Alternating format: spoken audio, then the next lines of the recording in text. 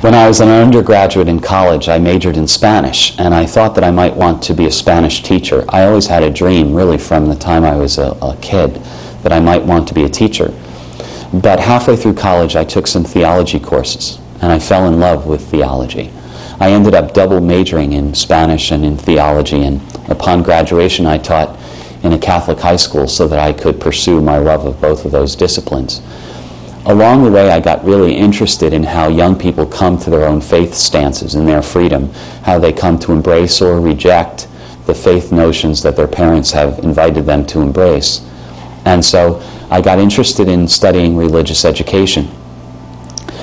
My interest in religious education has to do with this. I really feel that good religious education breeds good theology later on.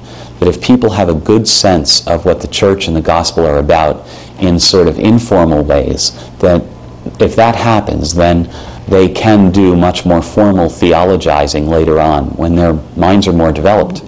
And so I got interested in the faith lives of young people and how they came to their own maturing faith. And to this day, I'm still interested in that. I suppose there's been an evolution in my own interests, though, in this sense. I used to teach high school, and then I got really interested in teaching college, and now I do that, but I also teach in graduate schools, both at my own university and in summer sessions around the country. My interest is in educating lay pastoral leaders. Many of these are middle-aged married women who are pastoring the church in the Midwest or in rural parts of the U.S. in the absence or the shortage of priests.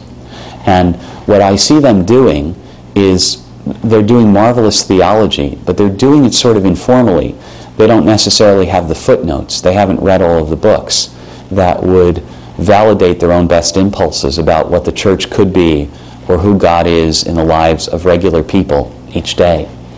But when they do pursue those questions, they do it with an authenticity, with a credibility that I think is really new and refreshing in Roman Catholicism, because to this day, we have tended to imagine our ministers are somehow different from us.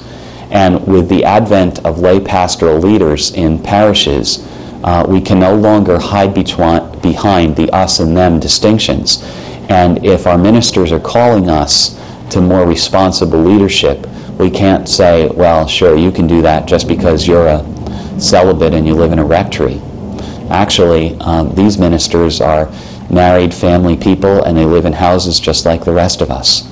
And so their calling us to responsibility for the future of our church is a very important call, an exciting call to me. And so I continue to do what I do on two levels, undergraduate theology and graduate teaching of religious education and pastoral ministry, because I believe that I'm contributing to the maturing faith of young people on the undergraduate level and to the maturing faith of the Catholic Church on a parish level through the education of these lay pastoral leaders. And that gives me a lot of hope.